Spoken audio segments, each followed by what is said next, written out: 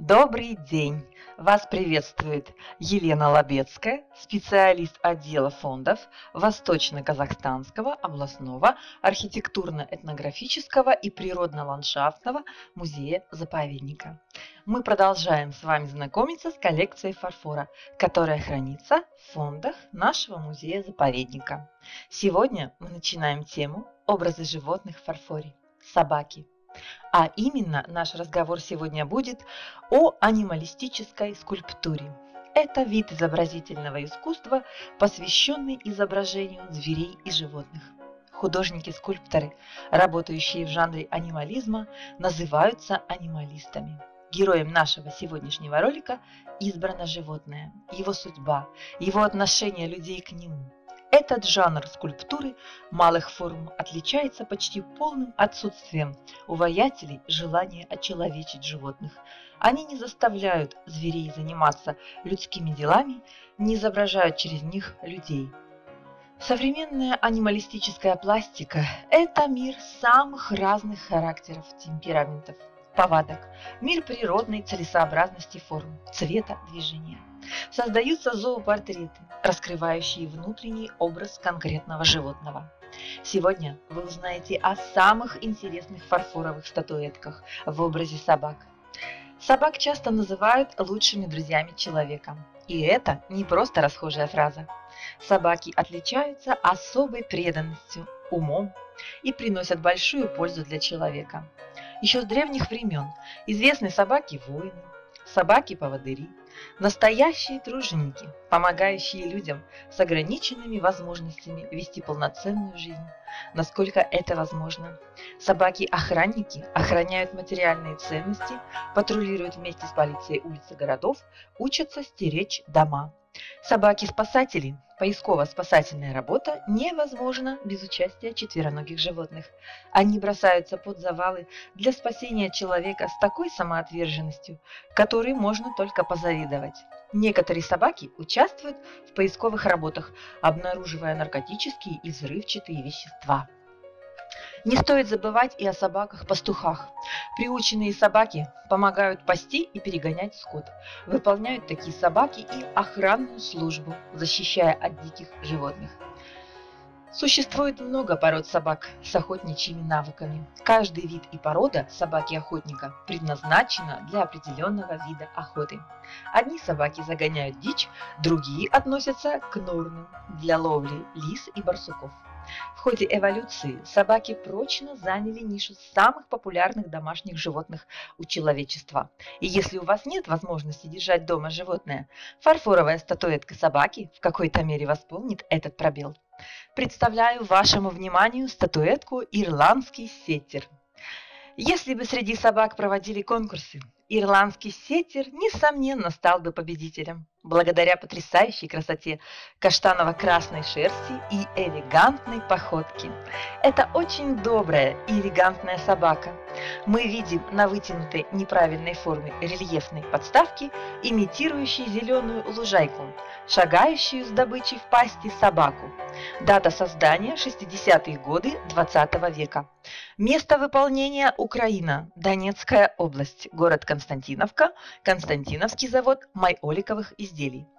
Майолика – это термин, относящийся к отдельному виду декоративной глиняной керамики, изготовляемой вручную, обожженной при высоких температурах свыше 900 градусов и покрытых сверкающей глазурью. Все изделия из майолики – это полностью ручная работа. Художники расписывают каждое изделие самостоятельно, воплощая в каждом из них свое мастерство, фантазии и идеи, что придает изделиям неповторимую индивидуальность. Завод по производству керамики был открыт в Константиновке в 1876 году. Статуэтка «Далматин». Эта порода обладает уникальной особенностью. Щенки рождаются белоснежными, а пятнышки у них появляются только в возрасте 2-3 недель. Первое упоминание о далматине мы находим в Нидерландах в середине 17 века. После этого собаки стали популярны в Англии, где ценили их выносливость и защитные качества. Мы видим фигуру лежащей собаки. Передние лапы вытянуты, хвост длинный. подобран под левую ногу. Основной окрас чисто белый, являющийся фоном, на котором разбросаны рыжие пятна. Место выполнения – Ленинград. Ленинградский фарфоровый завод имени Ломоносова. 60-80-е годы 20 века. Статуэтка «Щенок Далматина». Щенок изображен сидячим, с опорой на передние лапы. Раскраска подглазурная, пятнами серого цвета. Черной краской обозначены глаза, нос, ногти. Место изготовления – Ленинград. Ленинградский фарфоровый завод имени Ломоносова. 50-60-е годы 20 века. Фигурки домашних животных, различных пород собак и видов, птиц, экзотических зверей появились на Императорском фарфоровом заводе в середине 18 века. В настоящее время технология изготовления скульптуры почти не изменилась. Мастера исполняют ее вручную из твердого и мягкого фарфора и расписывают подглазурными и надглазурными красками. Яркая природная выразительность создаваемых образов животных принесли поистине мировую известность анималистической скульптуре. Статуэтка английский кокер-спаниель. Эта порода – современное воссоздание старинного английского той-спаниеля, который был очень моден в конце 17 века, в годы правления короля Карла II. Современная порода появилась в 20-е годы 20 века. Мы видим фигуру сидящей собаки белого цвета с крупными черными пятнами, с высоко поднятой головой. Передние лапы широко расставлены. Место выполнения – Россия, Ленинград, Ленинградский фарфоровый завод имени Ломоносова. Дата создания – 1962 год. Статуэтка Ленинградского фарфорового завода «Английский спаниель» входит в известную коллекцию фарфоровых собак, выпущенных на Ленинградском заводе. Автор скульптуры – профессиональный художник-анималист Иван Иванович Ризнич. Неустанное любование удивительным природным миром, внимательно подмеченные особенности и повадки каждого животного, а также тонкое понимание фактурных качеств фарфора позволяли скульптору создавать богатые выразительные образы. Талантливый мастер запечатлел в фарфоровой композиции подвижного, игривого и отзывчивого домашнего питомца. Симпатичный, хорошо сложенный английский кокер-спаниель с длинными ушами и слегка вьющейся шерстью ждет команду хозяина и преданно замер в характерной позе. Это прекрасная порода, которая обладает врожденным дружелюбием и всегда стремится угодить своему хозяину. Статуэтка дог. В средние века немецких догов использовали на охоте. Своры этих собак травили диких кабанов. В то время эти собаки были гораздо свирепее. В XIX веке порода стала более высокой, легкой и дружелюбной. В 1876 году немецкий дог был признан национальной собакой Германии. В последующие годы собака стала известной и популярной в США и Англии. В США догам купировали уши. В Европе это было не принято. Мы видим фигуру лежащей собаки, белого окраса с серыми пятнами, мраморный дог. Передние лапы вытянуты вперед, задние сомкнуты, лежат на левой стороне. Доги – группа пород сильных служебных собак. Немецкий дог считается самой высокой собакой в мире. Место выполнения – Россия, Ленинград. Ленинградский фарфоровый завод имени Ломоносова. 70-80-е годы 20 века. Скульптор Ризнич Иван Иванович. Статуэтка бульдог. Бульдогов выводили для участия в боях быков, которые пользовались популярностью с 18 века и до 1835 года, когда их окончательно запретили. За несколько веков внешность этих собак разительно изменилась.